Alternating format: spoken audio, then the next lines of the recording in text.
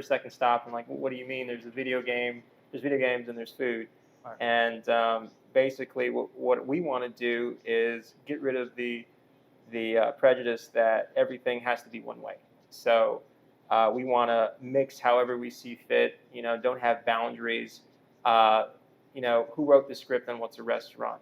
Somebody's opinion, like what's supposed to be done in a restaurant. Oh, you sit down, you eat. Well, why can't you have a cool, nice vibe background that ties into it? Like a lot of guests come in and they say, it's like I went to a friend's house whose, grandma was in the back cooking and we were in the attic playing video games. And, we had a good time, had a blast. And then at the end of it, we have this amazing food. They always say it's like the topping on the cake. Okay. So that's basically what we say, and it's a mouthful for sure. Yeah. And the ones that get it. You don't have to say anything. They just say, oh, it's cool. We love it. We love the fusion, and that's what we're going to continue to do. Okay, for sure. I mean, it is one of the most unique places I've ever been to, ever. Just period. I grew up, big on video games. Still love them, and seeing it kind of all right here, the Nintendo 64 in the front, the Ataris, the old Nintendo, Super Nintendo. A lot of people have them. They don't work, but your stuff works. Yeah, they work, and we actually have it. We have a bunch of titles hanging from the top up here for the old NES and the Super Nintendo.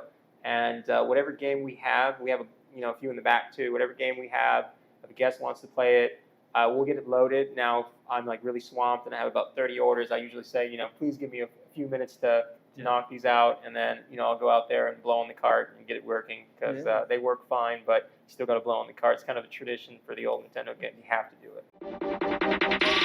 Listen.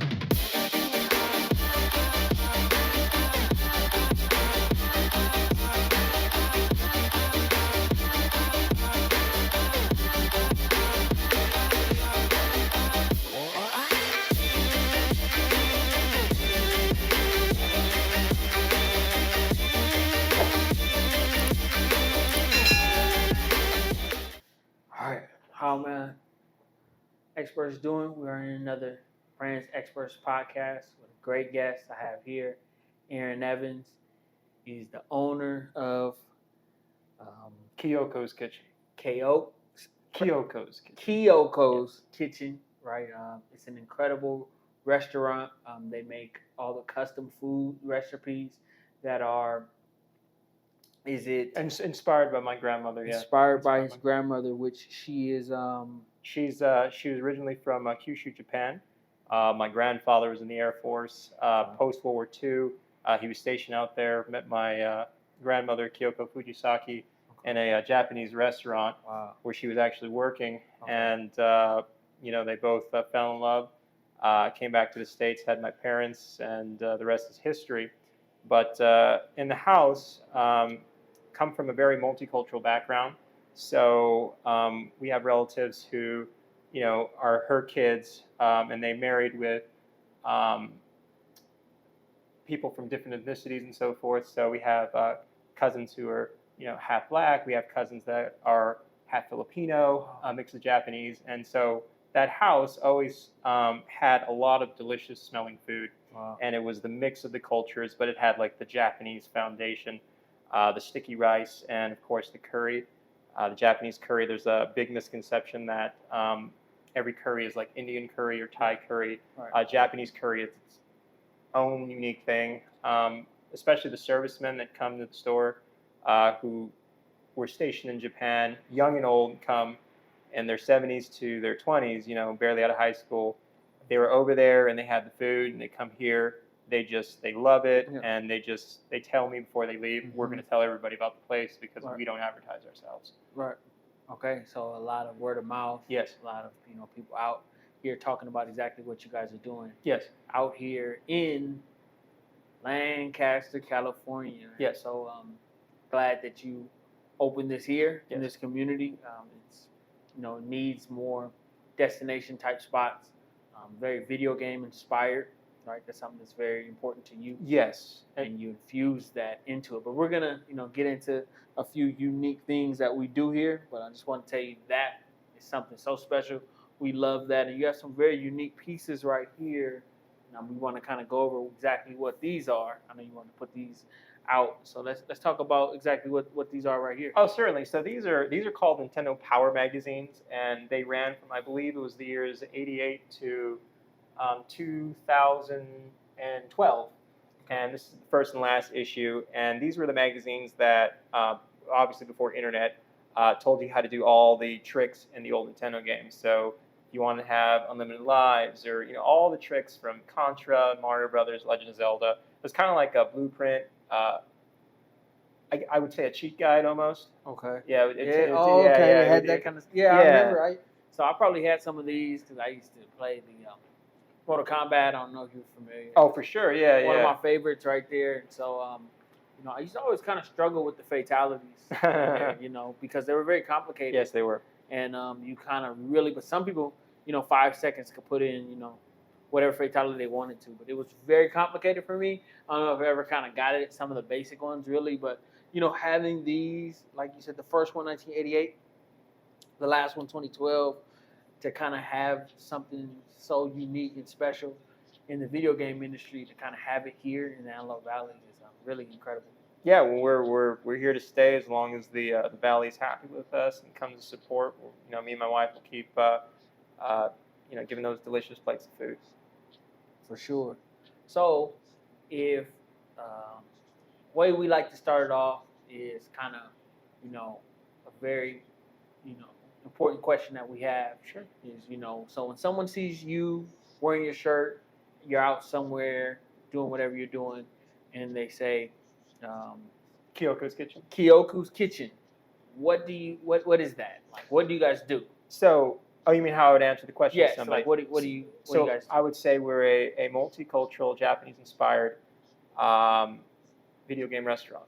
Okay. And of course, all the contradictions kind of make them look for a second stop and like, well, what do you mean? There's video games, and there's food. Right. And basically, what we want to do is get rid of the prejudice that everything has to be one way.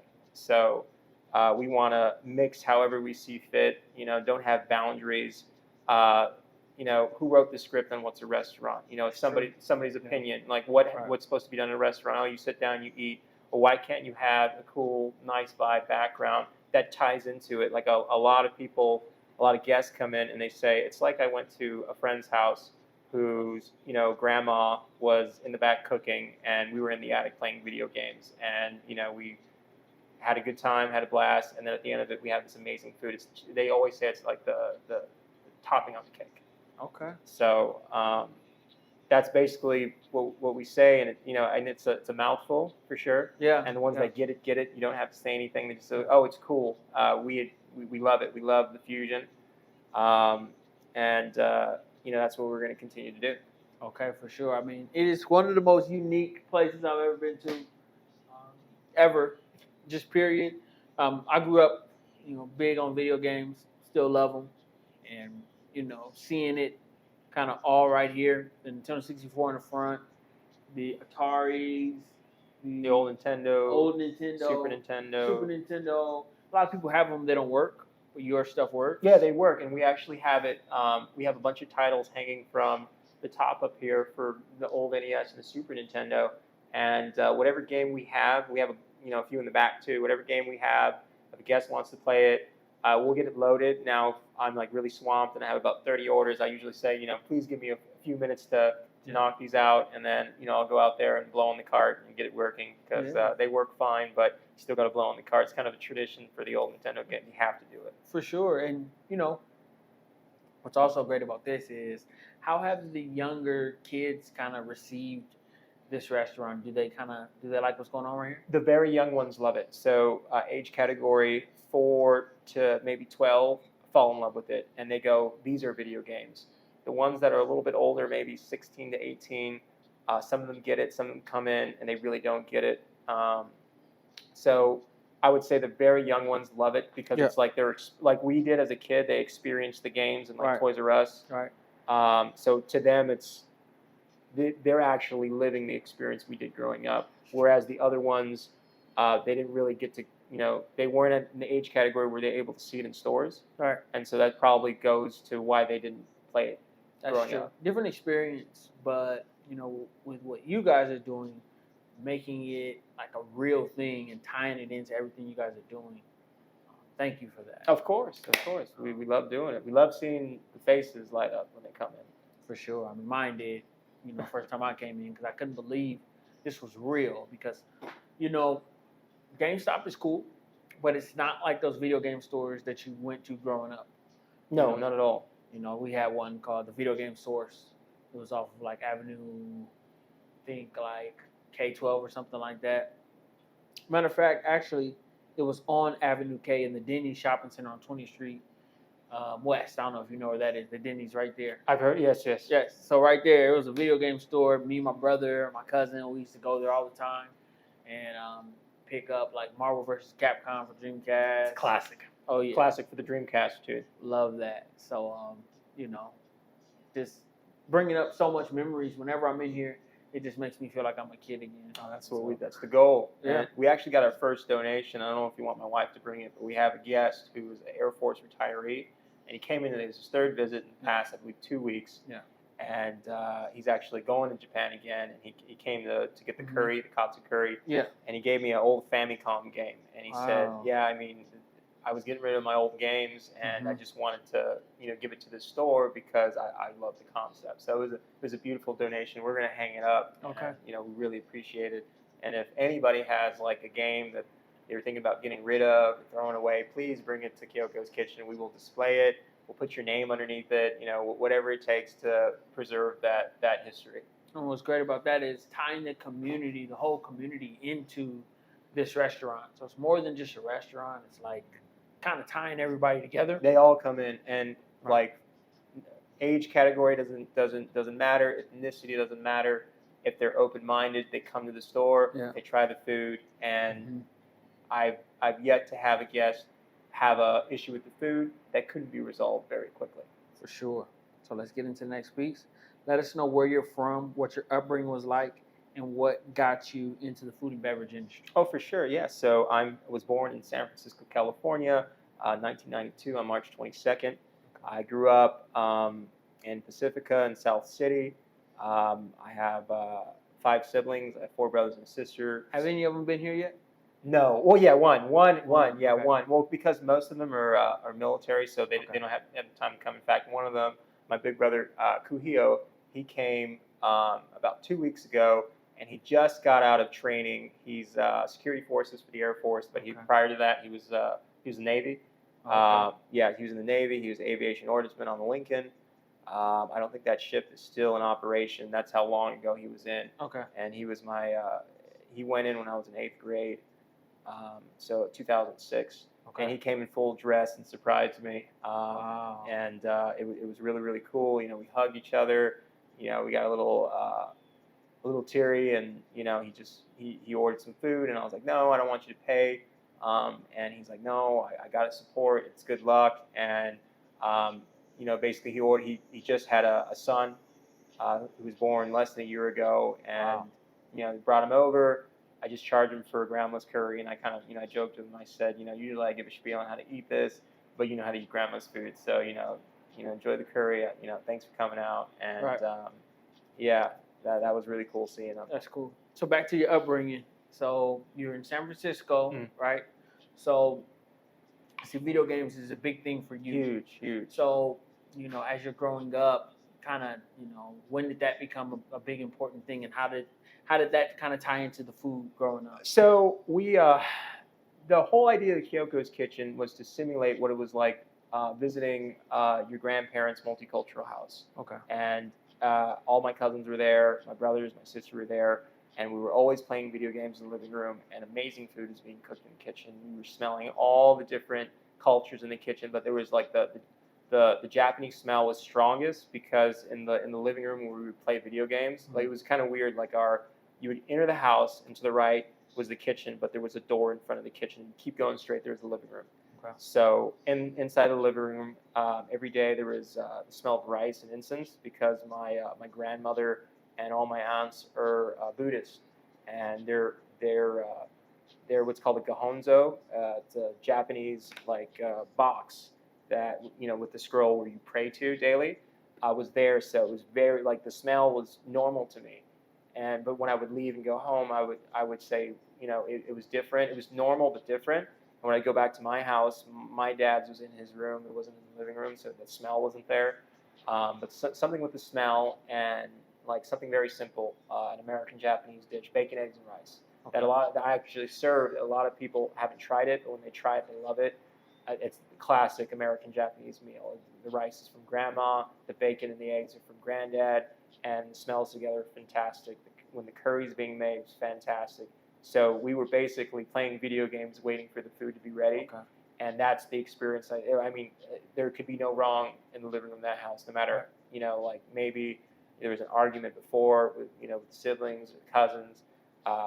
When we were playing video games, we were in that room and there was food being made. Yeah. We were all cool. Sure. We were all having a good time. Yeah, I mean, we had a little, when we would beat each other at Street Fighter, you got a little heated with Street Fighter and GoldenEye and, game Mortal Kombat, really competitive games, but nothing too serious where we couldn't, at the end of the day, shake hands, go eat some food, and go at it again. For sure. Okay. Well, that sounds incredible. Kind of childhood where you're having fun playing games, and then you got your family. Of course, there's great food. Yeah. Japanese inspired dishes. Yes. All that kind of great stuff. So, of course, it's named after my grandmother. Your Kyoko. grandmother. Yeah. So, can we get a little bit of her story? For a sure. little bit, kind of. So we for can sure. kind of, her name is Kyoko. here. Yeah, Kyoko. Kyoko Fujisaki. Yes. And her Okay. image hangs above my front door. When you come in, you look up and you see a picture of her and my siblings. The first thing when I texted them that shot, they said, it's amazing that grandma is hanging over the door. That's like the first thing everyone sees. Not everyone sees it because they just walk in, but when they look up, when I tell them, they always go back inside and take a look. So she's from Japan, and she grew up a little bit before World War II, so she was a teenager during the war, and she didn't really talk about it too much because her village was bombed, and her village went through of course all the horrible things that goes on in war. Right. And she was very, very quiet about those war years, being a woman and being. I think in that time, my grandfather went over there. I think in 1950, 1951. Met her. So the war had been over for about 6 years. She was working in a restaurant, but she was an amazing cook. She worked in restaurants over there, and she just had this unique ability to just make delicious food. Right. Anybody asks anything about grandma, she's the nicest person. Nobody, in most families, everyone has something to say about someone, but grandma, no one had anything to say about her. She was just this amazing person who just tried to bring love and warmth to everyone who entered in. And my mother said that I inherited her aloha spirit, where it's just everyone who comes to my house, and I have to cook for them. It's the first thing I have to do. When somebody comes to my house, it could be my brother, it could be my sister, it could be my parents, it could be you if you came over to my house for whatever reason. Right. The first thing I would do is I would have to cook for you. Okay. And I'd have to make you something to eat. So were you and your grandma really close? So grandma passed away when I was very, very young. Okay. So around what age? I was basically, I think about a year and some change, she passed away. Wow. Yeah. Okay. And her cooking lived on through my aunts, and the same style that she cooked with, they never lost and they never stopped. And I think it was this memory that they never wanted to let go of, and that's why they kept cooking the food. And I remember when I first went to my granddad's house, and I'd had curry. My dad had made it. My dad is really, really good at cooking too. My grandmother taught him, and he's actually her oldest son. He just has an older sister, but he was the oldest. 5 siblings too, just like me. Okay. I have 5 aunts and an uncle. Okay. And the culture from my grandmother was definitely present in the house long after she died. In fact, it's a tradition. It's always been a tradition to this day. It's still there. um, you're supposed to bring the first bowl of rice that you cook every day. Every morning, you get the first bowl of rice and you put it in front of the gohonzo. And my grandfather's at that. What is that? And so it's like a box. It's like a box. Okay. And it sits on a shrine. And when you open the box, it's this lettering in Japanese. Okay. And the type of Buddhism is called Nichiren Buddhism. And what you would do is you would just what they call chant. You would open the box, light incense, and light candles, and you would just chant the scripture that was written. And you would do it in a certain amount of you do it a certain amount of time. It was 3 times. My grandfather is a Baptist, and I'm a Christian. Okay. I respect my grandmother's religion. Right. I actually, when I was there, when I would cook rice, I would put the bowl in front of the gohonzo as well. Yeah. And I think that's another important point. My grandfather was a Baptist, and he didn't agree with it, but out of respect for her and out of respect for her memory, he would always get he would scoop the bowl of rice and put it in front of the gohonzo. So Wow. yeah, even if you don't agree with something, doesn't mean you have to hate it. You can respect it. Yeah. So a lot of traditions, a lot of great stuff, and it's great to see that her recipes lived on, throughout time. Because that's a big thing that she passed when you were very, very young. Very, very young. But, her spirit lived on throughout your life. Oh, for sure. It's present in the house. Wow. Her images in the living room. There's a picture of her when she was older, and then in the kitchen there's a picture of she was there. And that's the one that always screamed to me. And she's actually, I have a black and white version of it, but there's a color one at my granddad's house, and she's wearing this beautiful salmon colored dress. Is your granddad still living? No, he passed away as well too. Okay, recently or? No, he passed almost 10 years ago. Okay. Were you and him close too? We weren't extremely close, just Okay. because they lived in Vacaville and I lived in San Francisco, and it was very hard for me to get over there. And by the time I was an adult, he passed away. Okay. So we were close when I would go visit. When I would go visit, we were close. As close. I mean, he was a very fair man. Yeah. He didn't really have favorites with any of the grandkids. Yeah. So, he was very, very old school. Right. Like, you had to do everything a certain way. Like, you had to have the toilet paper facing a certain way. Okay. Only the boys could take the trash out. He's very old school American. Okay. So. That kind of. Yeah. That's cool. Yeah. So how did you, and this backstory is important because it's so tied into everything that they do, right? So how did you, get to the point where you had your own restaurant, right? Because you're what age? I'm 30. You're 30, Yeah. right? So you've been an adult for a while now, Yeah. right? You've had some jobs, you've done some different things, but you're not in San Francisco anymore. You're Southern California, and you have your own restaurant. Yeah. So what got you? I know you love food, you love cooking. What got me here? But what got you to own your own restaurant? Oh, for sure. Actual physical location. For sure. I started as a server at Nordstrom's. I know it's funny. Nordstrom's is a big known clothing store, but they have a restaurant concept, multiple ones. Okay. I started at the Nordstrom's cafe. And where is that located? That was located in San Mateo, California. Okay. And I met my wife at actually the one in Stonestown because she worked at Nordstrom. I met her there before we started working together. Okay. I was going to pick up some glasses, and the funny thing was when I met her, she bumped into me. She called me roll-ups, and I remember I tell this story all the time. I tell her when I was leaving, she had come to the front and she had said, "Will we see you again?" And I told her, "Who knows?" And funny enough, less than a year later, they had remodeled the San Mateo store, and she had got hired there. And we started talking. The rest is history. But she's from Los Angeles. Okay. So when we had our first son, we moved down to LA, and it's super expensive there. So we bought our first house in Lancaster before the housing boom. Yeah. But I'd worked at Rainforest Cafe as a server. I've worked at Black Angus as a manager. I've worked at Applebee's as a manager. I learned basically every designation in the restaurant over the years.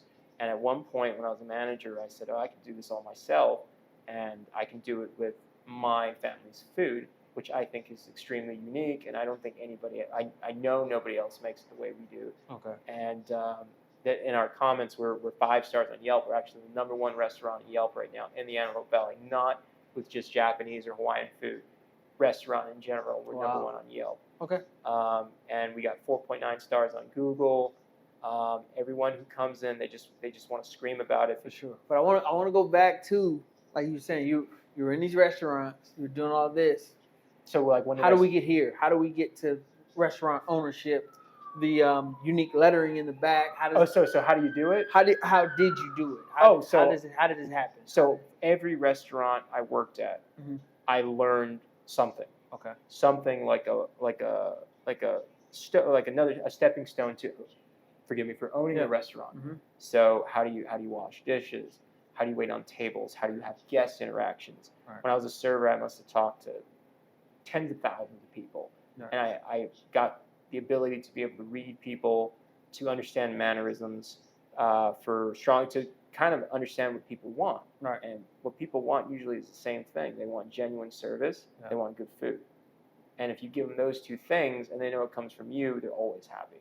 Okay. And so I think about 4 years ago, I looked at my wife and when I became a manager, and I said, I want to open my own store and I want to save for it.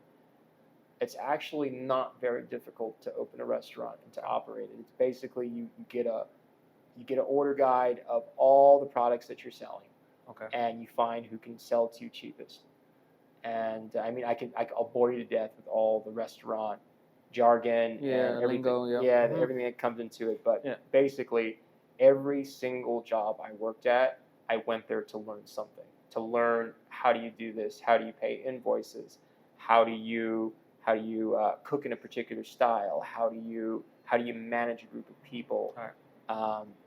Everything. How do you budget? How are you most profitable? And at one point, I was able to do it all without even having to, I didn't have to write anything down. It's just my mother says you're just natural at it, Aaron. You're able to see how it's done and do it. And the one thing she told me is very important because she loves my style so much. And, I love you to death, Mom. I hope you have the opportunity to watch this podcast. Send it to her. I will. I'm going to send it to her. There you go. She just basically has always been supportive, and she calls me and she says, "You're just a natural. You're born able to do it." I didn't go to a culinary school. I just was able to make the food. It's in you. Yeah, it's in me. It's in me. And I've had chefs come in, one Japanese sushi chef who started off as a guest and became a very, very dear friend. His name's Marty. Marty, if you're watching, I love you, brother. He came in, and of course, he was skeptical at first. Yeah. Everyone's skeptical when it comes to food. And he ordered literally the whole menu. And he came back the next day and said, that's what really broke the ice, is the food. He said, "Aaron, I got in my car and I ate your food and I did a happy dance in my car." Wow. Yeah. And I've had chefs from Hawaii come in and, say, "What you did with the spam musubi was just phenomenal." They said, "I don't even like curry, but I love how you did it." And of course, I always say it's not really my curry. It's my grandmother's curry. It's her style. And it's been preserved. The recipe is, I would say, easily over 100 years old. For sure. And it's just been preserved this whole time. That's awesome. So I'm just glad about everything you're doing with it, right? So we're gonna get into some great stuff next. Get into who Aaron's mentors are, right? For sure. We want to know that. Very important. You don't just wake up and know how to do everything in life. You have mentors, people that teach you things, people that really inspire you. So we're getting into that. How he became an expert in the food and beverage industry. Things he's doing in the future with the brand. So stay on the lookout for that Brands Experts podcast. Go ahead, pronounce it. I want to mess up your grandmother's name. Oh, my grandmother's name is Kyoko Fujisaki, and the store is called Kyoko's Kitchen. Kyoko's Kitchen. All right. Stay tuned. Let me give you age. So think of you at 16, right? We're young, and the problem with school is just trying to force us down this narrow path Sure. We probably don't want to go down. But it's we want to make money, we want to have time freedom, and we want to live that possibility of maybe being a millionaire one day. For sure. Why can't we? There's nothing stopping us but us. But jobs are programmed to like have that not be a possibility. If you tell most managers at places, "Hey, I want to see how I can make $1 million," they'll just look at you like you're crazy. It's really not.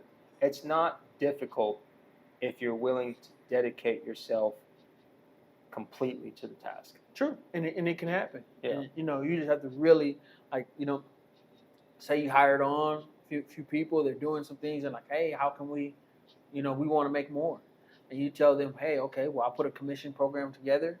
You bring this in, and then this is a commission program. So they're making everybody more happy. They're like, hey, we're making more. We have bonuses, we have commissions, but you know how that is. A lot of restaurants don't do that. But there's ways to think outside of the box, right? But you doing this, you starting this, gives that dream of ownership. That's why they want to keep it, because if I fail, it means it can't be done. Right. It means it's there's no point in trying. So they know if they could help, if they could get it so the American dream is living proof where where you personally know somebody, not something where it's some guy from a book you're reading. Oh, this guy made millions of dollars in 1930. Where you could be like, no, Aaron from Kyoko's Kitchen, started in the industry as a server and worked every job you could think of in the industry. Wasn't I never looked at a job saying I'm too good for this. Right. What's also cool is you kind of roll it all up, everything you did, into to where it took you 15 years. It could take somebody a week to read through it and say, okay, do this, go here. Oh, for sure. Design this way, talk to this person. It's write not down hard. the recipes. It's not hard. Yeah, it's not hard. But you had to live through it. Yeah. Somebody can take a year and read it in a chapter, course. right? Yep. Get it through a video. So, we're so honored to have someone like Aaron here to actually have something you can touch, something unique, and do it his way, and for it to be as outstanding as it is. Thank you for that. Of course. And like I said again, thank you for opening here in Antelope course. Valley, because you could have just said, hey, we're gonna do this in LA, more traffic, more money, but you chose a different route. You chose something a little bit different, and thank you for that. Of course. And one thing I wanted it would be amazing if one day we were known for this. Of course, we're located on Avenue I in Kingtree, and it's not the best neighborhood. They're very good people. I have nothing but respect for the people in this community. It's just can be a little bit of a rough street. All right. And my mother always said when she saw it for the first time, she said it's like, that whole corner just doesn't look like it belongs. And I said, no, it really looks like it belongs here, because it's like a lotus flower. A lotus flower blooms in like a swampy terrain, but it's this beautiful flower, and it's enhanced by the terrain. You're able to notice it more because of its background. It's this beautiful thing in a background where it may not be very, very palatable, but it supported the growth of that flower. Absolutely. And something that's so unique, and I wanted to really ask you this: what city did your grandmother live in? In Kyushu. Oh, you mean back in Japan, or no, the U.S. Vacaville, California. And that's the city you lived in too? No, I lived in South San Bruno, and I've lived in Pacifica and San Francisco. Okay. And so we spent a few years going from South City by the airport, Pacifica to the city. But yeah, my grandmother lived in Vacaville, California. When she first came to the States, they bounced around a lot because my grandfather was still in the service, so he had, I believe the word is called a billet. He was stationed in England, so my father and my grandmother and all my aunts and uncle lived in England for about 4 years, and then I think they were in Georgia for about 4 years, and they finally, it was my grandfather's dream to settle in California because it was the golden state in his eyes, and basically he was able to, after 20 some odd years of service, he was able to buy his house and have his family enjoy it, and he had so many grandkids, and it was just a blast. It was a blast being at his house, all the different cultures, and it was just normal. It was almost like a society. It was like a vision of a society that I want to live in, where it doesn't matter what ethnicity the person is. Everyone, in my eyes, everyone's like family. So in my experience, everyone is family because we have pretty much every ethnicity you could think of in our family, Right. and it's all just personality. So if there's an issue I have with an individual, it's their personality, it's how they carry themselves. I Right. think a world where someone is prejudiced based on ethnicity is ridiculous. Yeah. It is ridiculous. Right. Yeah, because we're all people. We're all human beings. We're all the Human same. beings. Right. And I know you were talking about mentors. Hold on. Well, before we get into that, something else I wanted to ask. So, as time goes on, would you want to open up any more locations? Like, kind of have the kind of one location and another location. Is that something you would want to do? Well, I would say it's really up to the Antelope Valley. Now, And the reason I wanted to ask that though, because I know you have a lot of family. Do you still have a lot of family up in Northern California? oh, for sure. Yeah, my sister lives in Oakland. My sister Okay. owns a house in Oakland, Okay. and I have a brother out there. Your parents? My mother's actually staying at home at my house right now, helping with my kids. Oh, she's out here? Yeah, now? she's out here right now. She just visiting, or? No, well, yes and no. She said she's here for as long as I need her. Okay. So, Okay. I mean, it could turn into Right. a very long time. So, Right. she's just a blessing. Okay. She's helping with Right. her grandkids. So, How does she like it out here? she likes it. She was in Okay. Oakland, and Oakland is a rough neighborhood. Okay. Oakland's really rough. Has it changed? Was it always It's like that? well, honestly, my view of Oakland wasn't really that bad. My best friend growing up, he was Chinese, and I worked at his. I learned how to cook, so I have a lot of Chinese plates on my menu because I learned how to cook Chinese food with him. Wow. Okay. His name is Chris, and I didn't have an issue with Oakland, but I'm 30, and I worked I worked at a shop when I was 13, so it's been quite some time. But my mom says that it's gotten really rough, and I know a few times I looked in the news. Oakland is, a little rough right now, and I wish them nothing but the best, and I hope things get better. But Would you ever want to integrate Northern California community with the restaurant? oh, for sure, it's kind of like it comes with the package. I Okay. mean, the style is definitely Northern California. Okay. Some of the best food in the world, especially Asian food, in my opinion, is from San Francisco, California. Okay. It's one of the big food capitals of the world. Right. And the first thing I did when I came down here, I wanted to get some comfort food. And for me, Chinese food has always been a big comfort food. Right. Japanese food more so. But it's to cook it takes some time. So when you're homesick, you really don't want to cook. You just want to go somewhere and get some good food. Yeah. And I remember I had my first plate of Chinese food at a place in downtown LA. I forgot the name, but I just said, I guess the shop, is not that good. And then, I went to a lot of different places, and I said, it's just the style. Right. And it's just, I'll say it's different. I'm just more accustomed to the SF style. I think it's amazing. So, I mean, if anybody's ever going to San Francisco, you have to try the Chinese food. I don't think there's one restaurant out there that'll do you wrong. They're all delicious.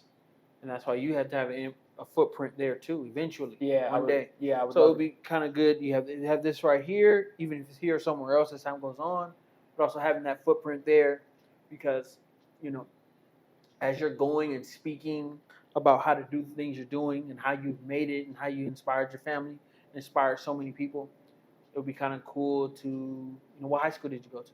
I went to Oceana High. Okay, so imagine going there and kind of having a restaurant close to that community somewhere up north or whatever, and they can actually see it like, wow, this is real in our community, right?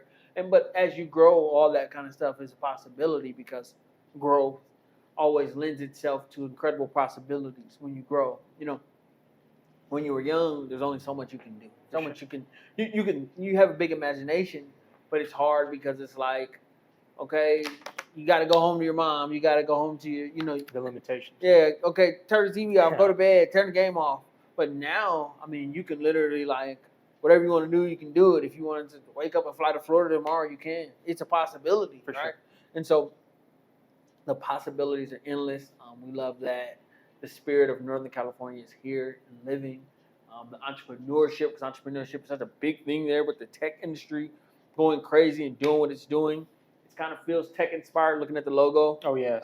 And so you got a lot of tech going on in here. So you Yeah. brought that tech mindset with you, all the electronics going on. You're like, No one's taking my games away, right? They're here, and we just want to see it continue to grow because it's just so special what you have going on here. Okay. And bring in what you had growing up Northern California, bringing that down here. Just thank you for that. Of course. You didn't have to, but you did. I wanted to. I really wanted to. For sure. So we want to get into. Hold on. Well, start with this and get to the next one. What is your position at Kyoko's Kitchen? My position, I'm the owner operator, but right now the only help I have is my beautiful, amazing wife who went from being a stay-at-home mom to a full-time restaurant everything because she wears as many hats as I do.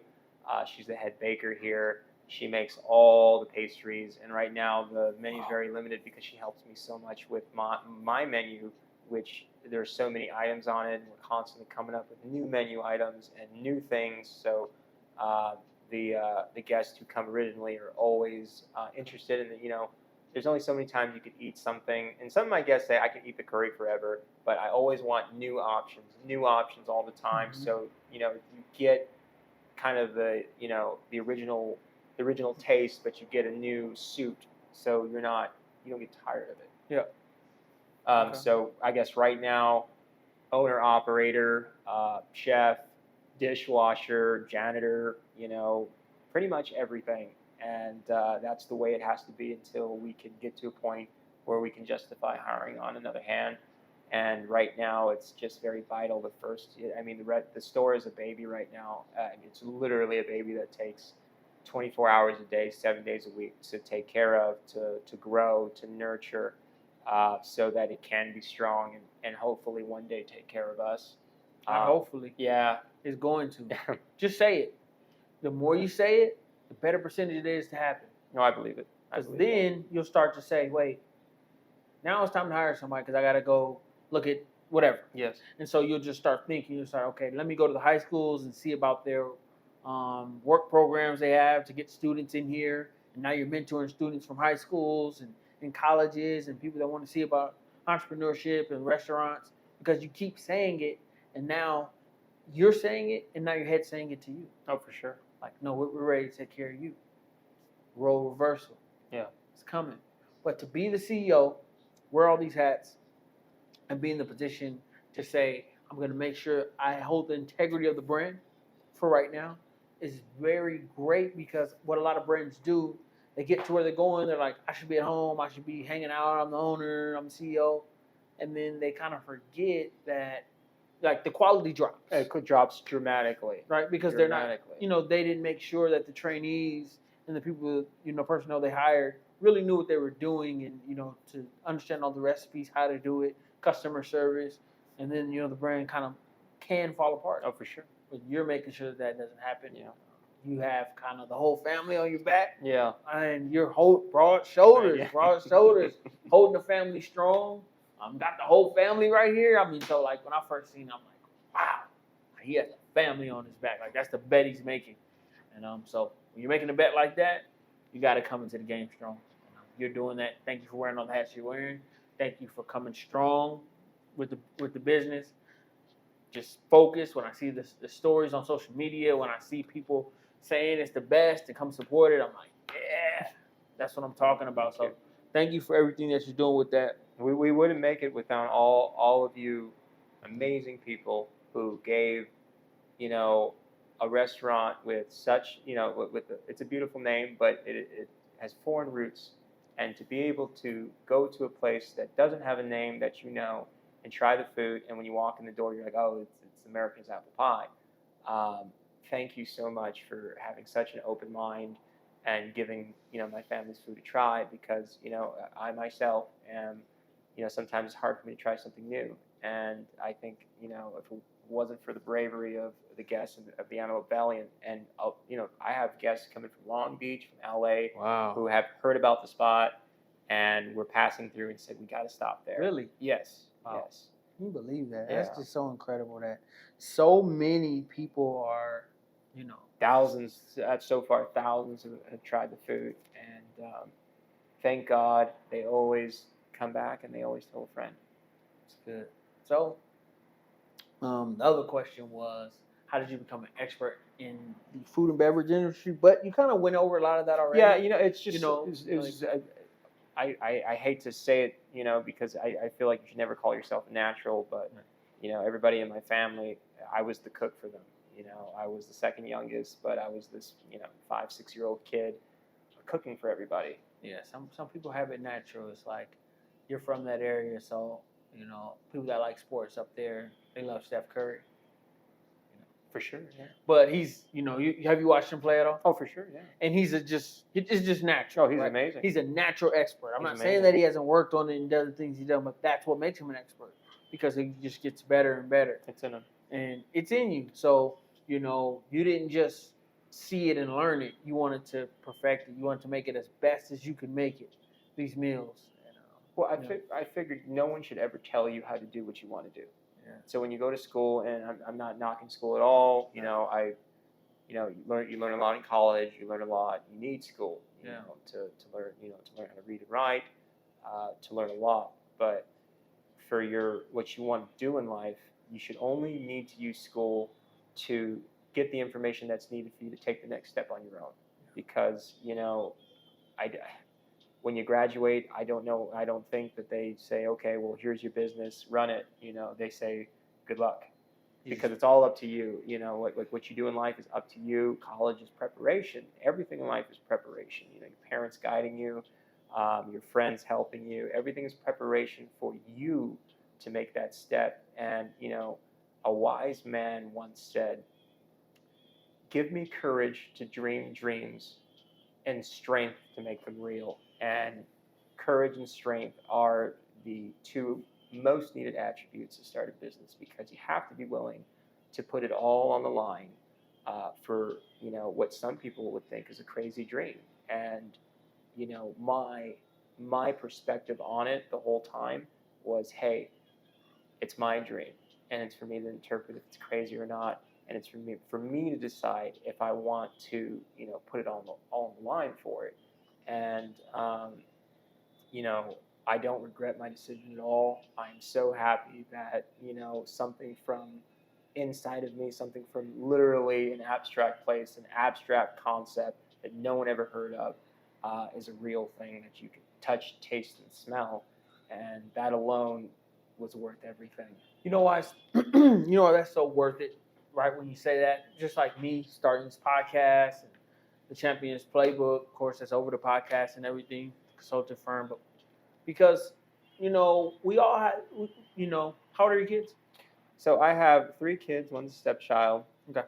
So they're 12, 8, and 7. Okay, so you got 3 kids, 12, 8, and 7. Mm-hmm. So, you envision them graduating high school and college, if they want to go that route or whatever they want to do and everything else, right?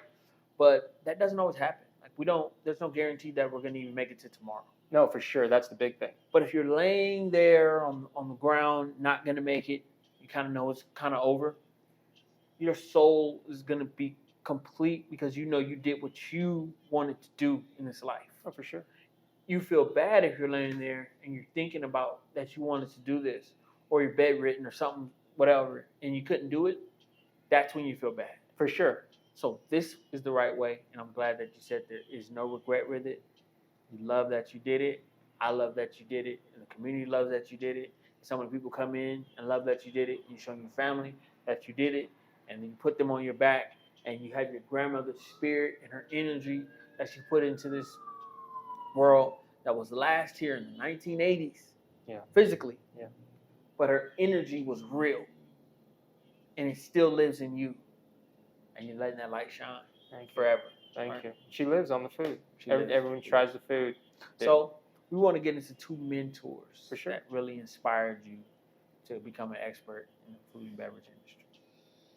Of course, and I know to some people it might not make sense, but my first mentor I actually never met. I had read his books, I had seen his philosophy as Bruce Lee, and I was a huge Bruce Lee fan growing up. I loved his philosophy, his love of all people, his way to just stand and say, hey, no, there's not just one way of fighting. Human beings are all the same. We have 2 hands, 2 feet. You can only throw it's, at the end of the day, it's a punch, it's a kick, it's a headbutt, whatever it may be.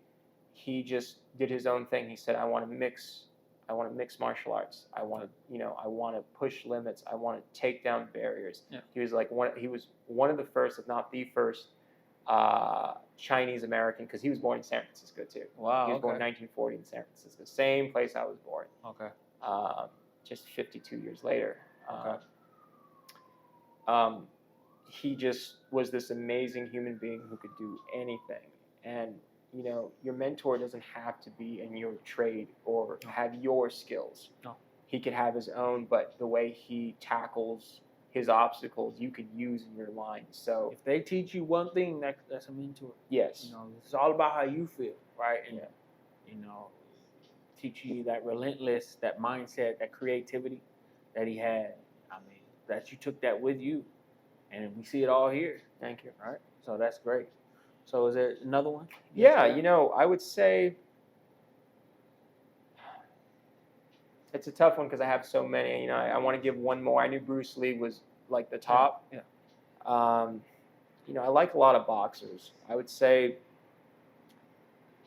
the person who I would consider a mentor, just the way he moved, Sugar Ray Robinson. He's a very old boxer. Yeah. He was considered the greatest of all time. Muhammad Ali modeled his fighting style after him. Right. It's funny, I'm in the food service industry, but my mentors are martial artists, / boxers. But just the way he had his own style, again, like Bruce Lee, he had his own style. He was flat-footed and a dancer. He could do everything. He could do it all. There wasn't a wall in front of him. He didn't just say, "Hey, I'm going to do this. I'm going to be this kind of a boxer." He just fought good. Yeah. And For sure. I try to bring that into my, sometimes us being such a new restaurant, I got to use tools that, say in the back we ran out of dishes and I'm the only dishwasher and we got 30 orders to go, and I got to, season some fries. I'm going to get a pot and season it, a stew pot if need be. It's going to taste exactly the same. It's going to be delicious, but you just use what you have to use to do what you have to do. For sure, and learning that from those people, what that shows is this. Sometimes, like your parents, like they're doing something and you get into a different industry, but you can learn something from your mom. Like my mom was in the medical industry, and I've never been in the medical industry, but I know to be consistent. I know to stay focused. I know to provide great service and all those things from my mother. And so, from these people that always kind of have done different things, you can learn from them. They might not be in the same industry, same line of work. You've learned things from a lot of different people in your family, aunts and uncles, parents. That's kind of always, you might be in a different industry than they are, but you still learn from them how, they tell you to be presentable. You're always sitting up straight, good posture. Thank you. Yeah, your clothes are always kind of on you the right way, right? And the way you care for people. I can see that. Like when he first opened, he would take the, he had some scones and sauce, different things, and he bring it to people, let them know he's opening up. The way you care for people, right? Somebody had to instill a lot of those good characteristics in you. So Thank you. thank whoever that is. You know who they are, but thank them for that and being so involved in the positivity in Aaron. Thank you. Right now, because it's really important, right? So what we're going to get into next is, let me get to it. We got to the mentors. How does Aaron develop the items on the menu, right? Like who comes up with it? Like it's very unique. Like when you go into a restaurant, these are things that no one really thinks about. Like you just kind of come and get what you want and leave.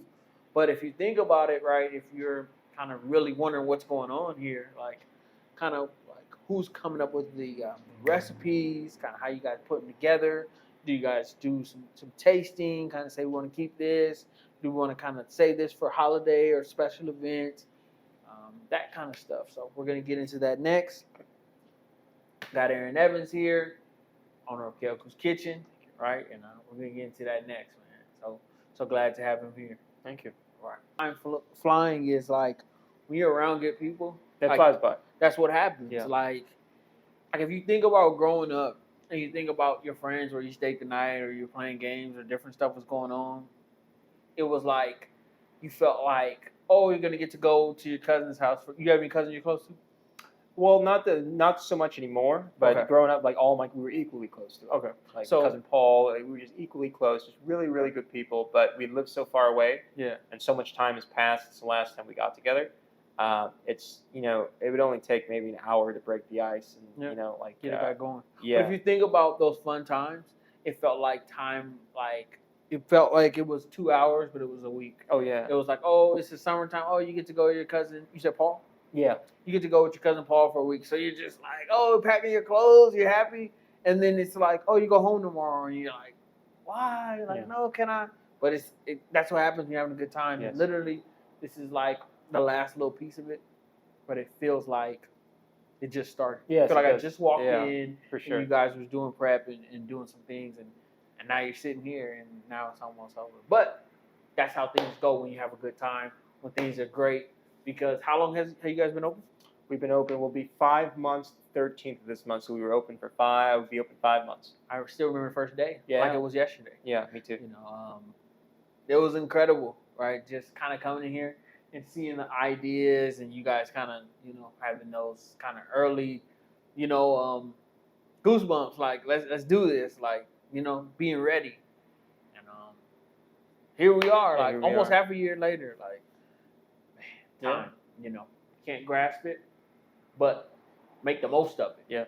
2023 is a big year, just period. And make the most of it. Like, don't just be here existing and like looking at the cars go by and talking about, well, I want to start a restaurant. You have a CEO that's right here, Antelope Valley. If you are in Antelope Valley, California, wherever you are, he's here right now.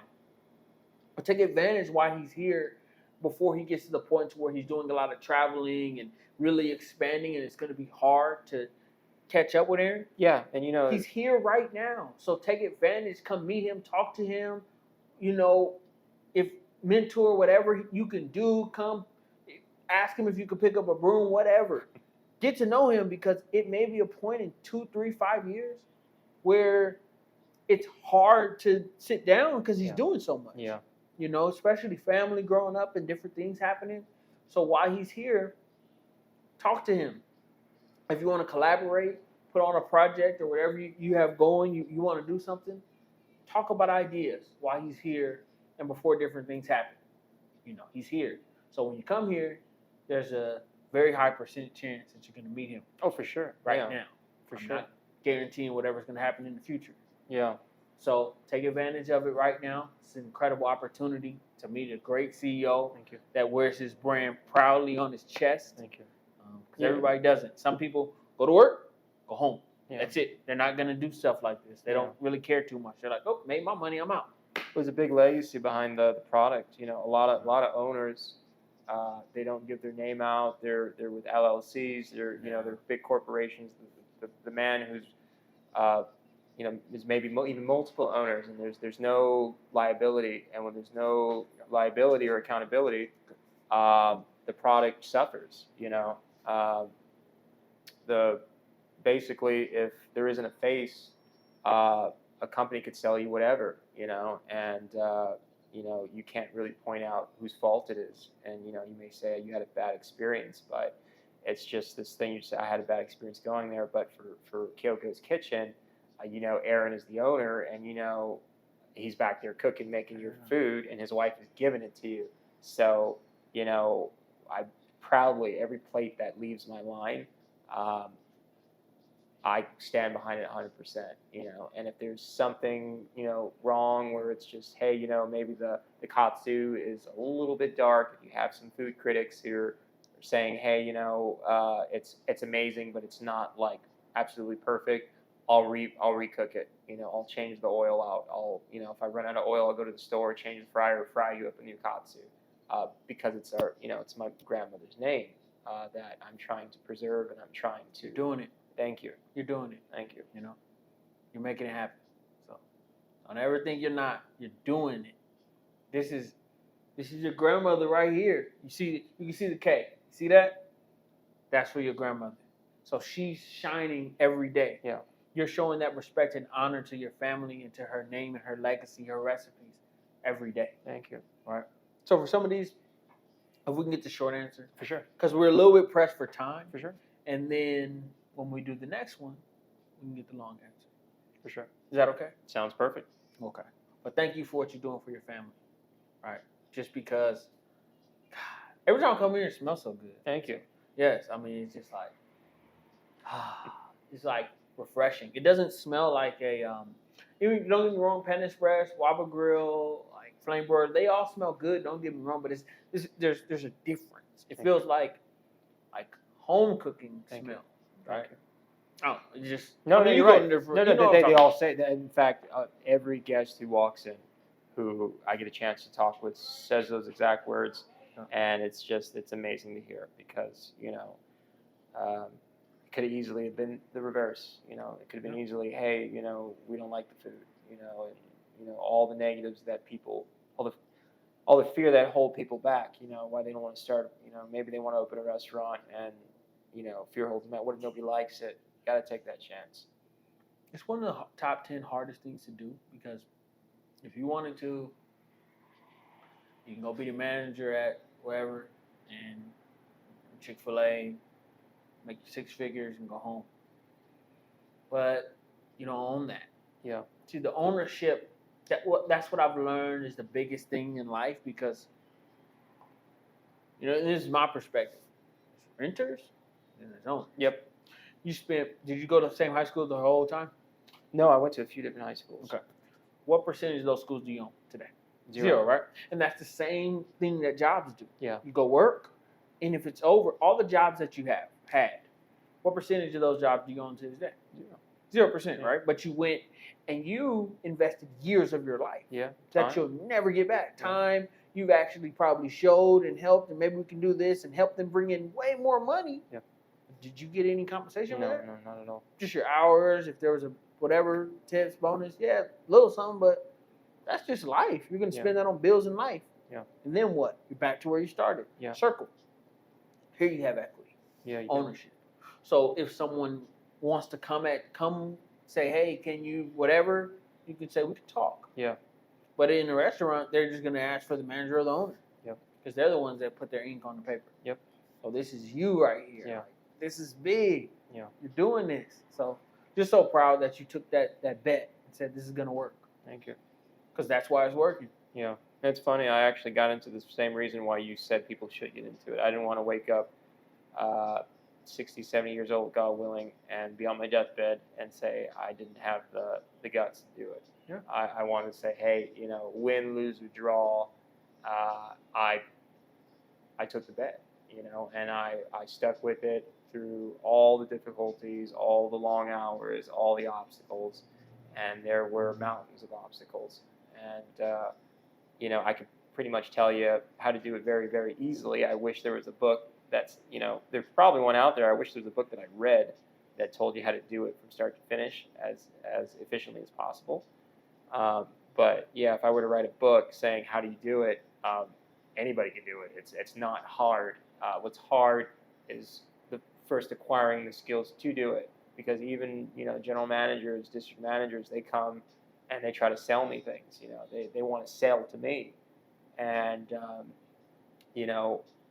I'm so much younger than they are.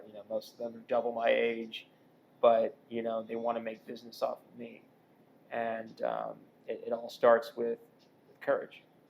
Yeah, you have to have courage. It's hard. It is very Being hard. an entrepreneur is always hard because there's no, for most people that are actually building something from scratch, not just doing like a franchise situation. It's harder because there's no weight behind it when you start. You're kind of just building it as you go. So that's what makes it more difficult from that perspective. But if you have this mindset to say this is going to work and you're going to make it good quality, it's like me doing the podcast. I could have just came, put my phone up, say, hey, let's stand over here, talk, walk outside. But it's kind of like, where's the quality with that? No, it's not genuine. And right now it's genuine. It's genuine when you can see the quality, Hollyland mics, all the kind of stuff that we're investing into the brand. You can respect the brand. You can say, hey, he actually takes this serious. It's not just something where it's random. our first video that crossed over 10,000 views is another restaurant, Cordo's, right? Out here in Antelope Valley, investing back into the community where he grew up in. Jay and amazing guy, but to actually see that it's picking up out here and people are really loving it, it just makes me say, wow, how incredible is that? That's our first restaurant, and this is our first actual sit-down restaurant, right? The first one is going to be a lot more set up already, but for this to be the first one, for it to be here, the community I grew up in, man, it doesn't get better than this. It doesn't get better because it could have been somewhere else. You can't really predict it. No. All you could do is come in and have the right energy, and you see what happens. Yeah. But I'm glad it was right here. Thank you. Right. I'm so glad it was right here. Thank you. Because what you stand for, what you believe in, how you're pouring back into this community, and this actual location right here. Yeah. To say, like you said, lotus flower, right? Yes, like a lotus flower. Like a lotus flower. We're gonna bloom. We're gonna do this. It doesn't matter. That's the mindset that takes this from this to a Panda Express, to say, no, it's going to work. It'll work in whatever community. It will. And this is the blueprint. And these are the interviews that people will go back and look at and say, wow, this is going to work. And that's when whatever you need to make it happen happens. They just got to try the food. They just got to try the food.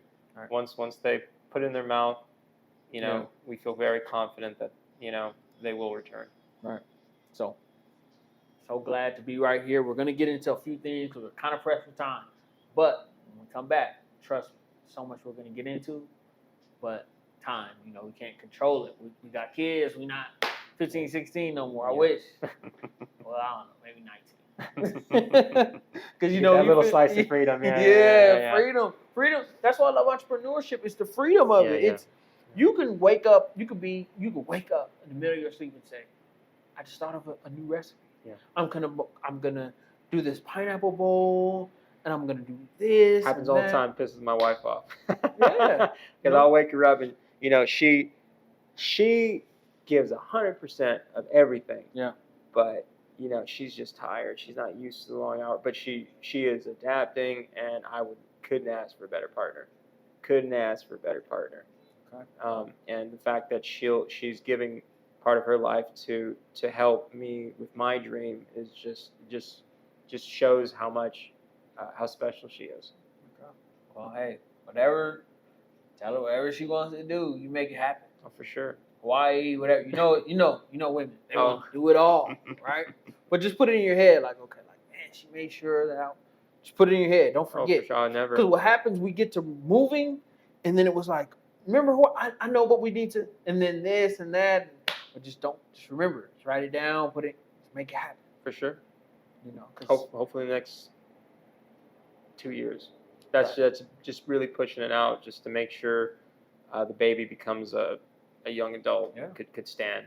It's standing already. Just running. Yeah. That's what we want to get it running, Yeah. right? So then it's like, okay, it's out doing its thing.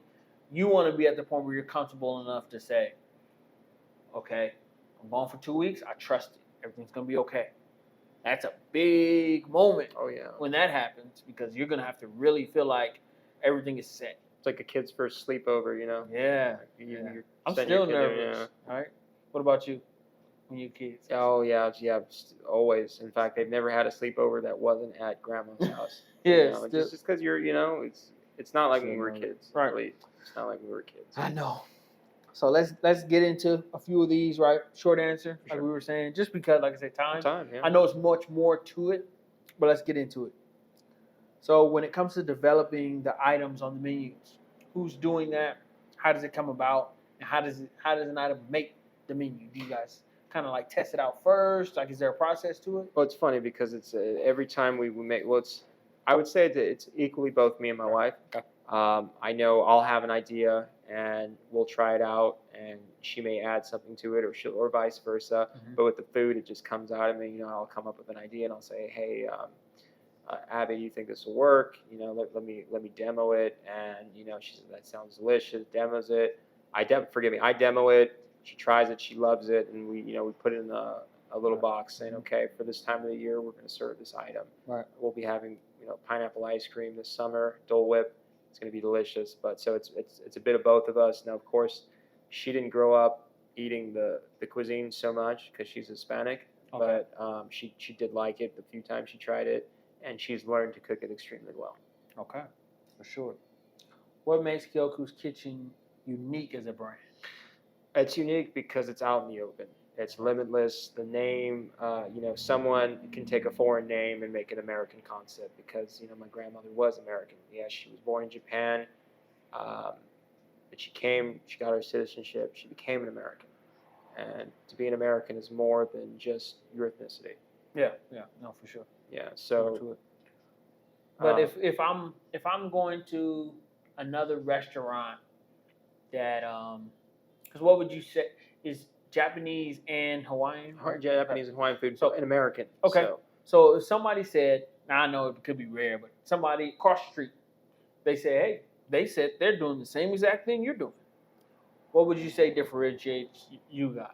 I would say it's our particular family's style and my particular style. So there's no other me. That's true. Yeah, there's no other me. So that you know of. That I know of. That I know of, there's no other me. Right. So the food literally comes from my soul. It really comes from inside of me. All it took to give it to you. You wouldn't believe the effort it took to give you a simple plate of food, and I'm talking about the entire process of opening a restaurant, not just cooking it, which is a process. I've simplified it as much as I can so I can deliver it on a large scale with just me and my wife. So another thing that we feel makes it unique, right, is when you were explaining to me that some of these items could take 30 minutes to an hour to make, but you simplified the process to where you can get it out in 5-10 minutes. Yes. That's very unique because if it's something to where big sit down restaurant is taking an hour, which is okay. But if I don't have an hour, because we always don't have an hour, we got something to do. If I could come get what is one of those meals you were explaining? Like the katsu curry. Like you go to a friend's house whose mother's Japanese. It'll take about an hour and 20 minutes to get it made.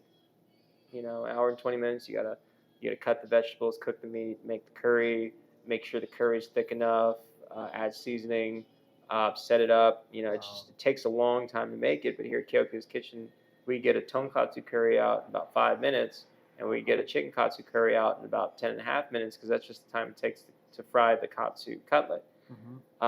We prep every morning. We prep what we're going to make for the day, and we have it all ready in pre-portions. So, I can get 30 curries and just knock them out in, maybe 40 minutes. Wow. Yeah. That's incredible. Yeah, just knock them out because of, our routine that we've dialed in and we've simplified, and the School of Hard Knocks is the best professor you will ever have because it's your body saying it's the obstacle itself kind of hitting you in the head and saying, hey dummy, do it this way. And your body is like, you're right, it's not working when I do it this way. This is too hard. I have to simplify it. When we first opened, I was trying to serve it like you would in a house, and it was very inconsistent because curry's a stew. Curry's a stew in a pot. So if you scoop the stew, there are no 2 plates of curry that are ever the same. I know this because I grew up eating curry, and I would, me and my siblings would be, hey, why did you get more meat than potatoes? Why did you get more carrots? Why do you have more katsu sauce? So what I did is I made every portion ready. So every portion is identical. So I made a stew, which in the very nature of the stew is to be random. It's supposed to taste the same, but one stew that your mom makes could have more meat than potatoes, and then she makes it again, vice versa. So we've made it so every plate is pretty much indistinguishable. All right. Okay. One of the most important questions we always ask, because most jobs you had different jobs. You know this for a fact. Oh yeah. It's go to work, make us money, as much money as you make us, and go home. Yeah. There's no fun involved with work. It's go to work, make us money, go home. See, that's why you open a.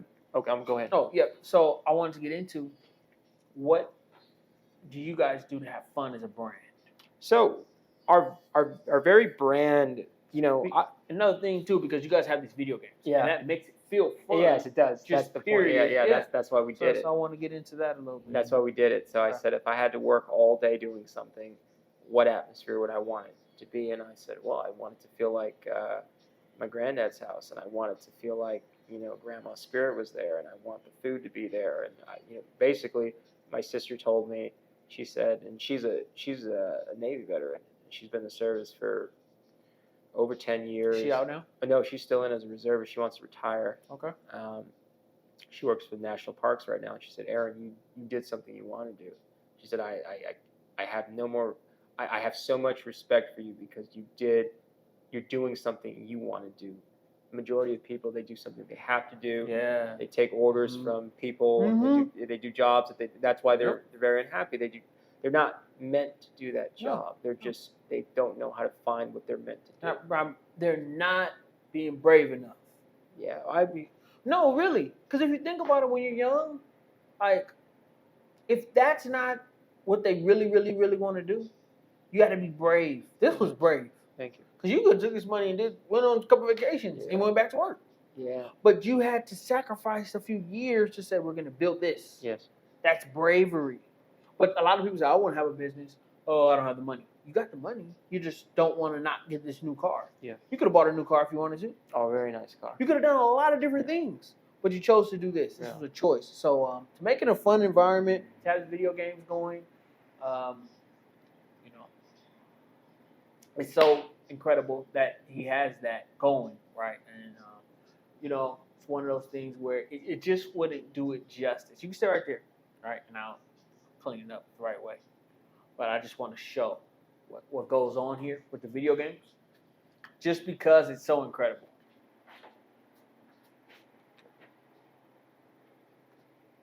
Nintendo 64, right there. I mean, and it's not just right there. It's at the checkout. So it's kids playing, Super Smash, like one of the best games of all time. All time. Are you kidding me? They have tournaments to this day for that game, right? And then if you look right here, you know, it's like a whole arcade of games. So it's these kind of things, you know, that really take this place to the next level. So just want to show everybody that. It's crazy. You don't see that kind of stuff. Come over a little bit this way.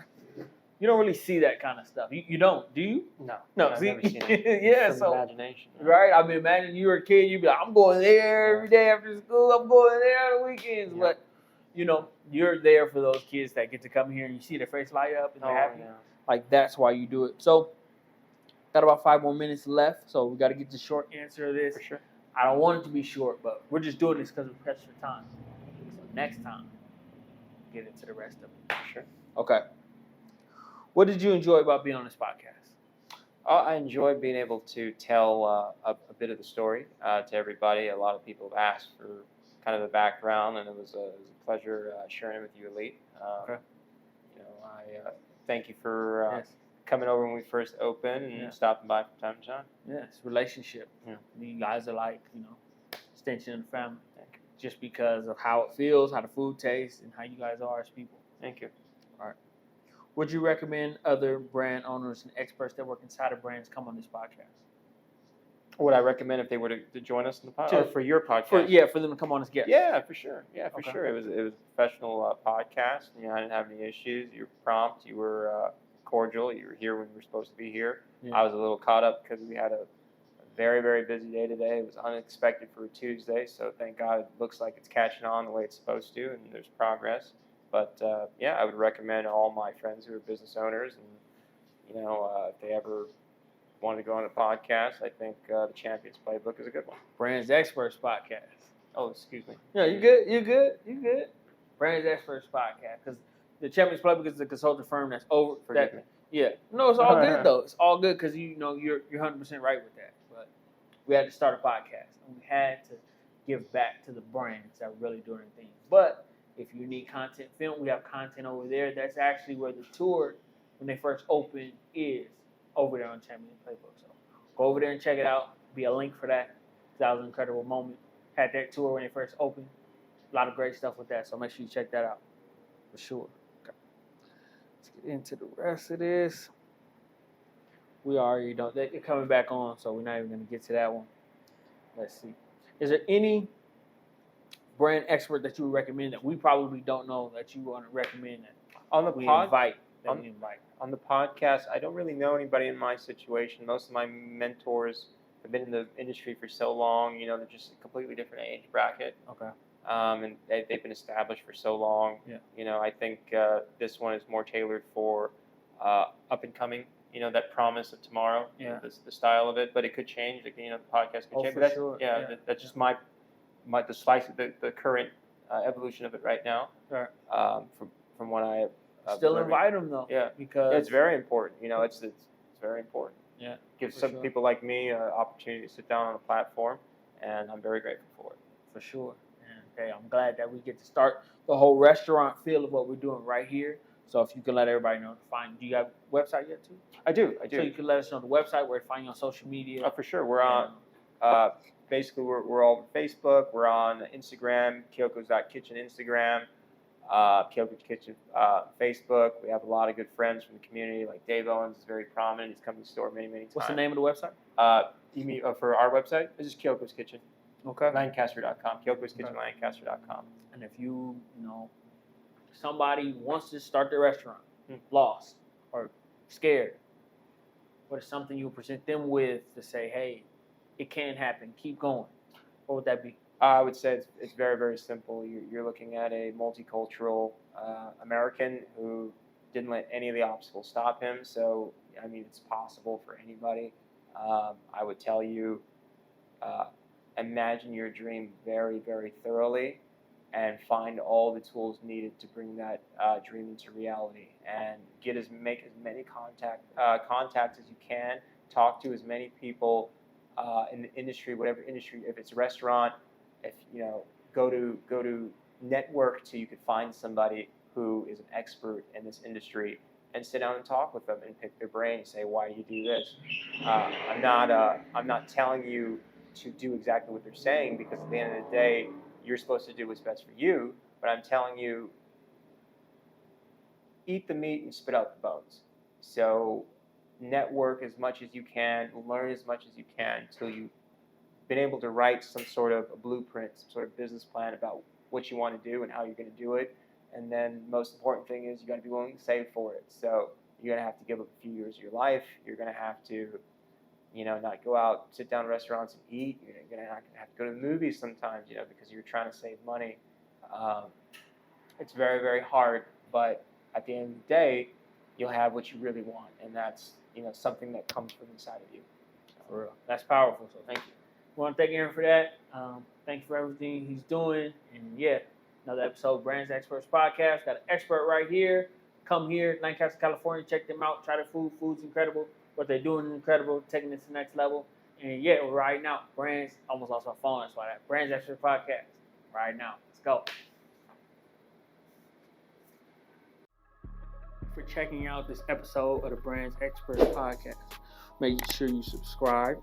Make sure you check out all our socials like Instagram. Make sure you check out our website, and make sure you check out our VIP, brandsexpertspodcast.com.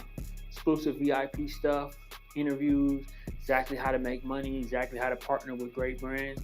These are things you need to know, right? You got to remember, if you want to get to where you need to go, you need to pay for that, right? That's how you're paying for that value that you need. So make sure you go over there, check that out.